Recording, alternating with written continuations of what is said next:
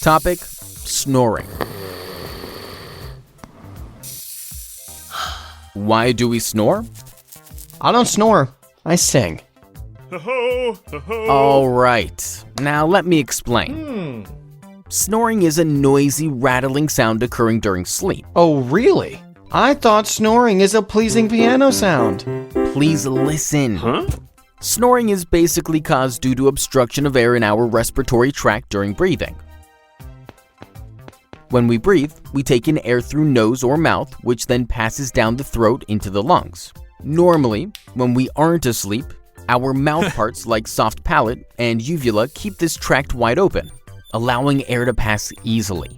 However, excess growth of soft palate and uvula in some people causes snoring. So when these people sleep, these parts fall on the back of their throat, creating an obstruction. Hence, when they inhale, the air hits these parts, making them vibrate, which we hear as snoring.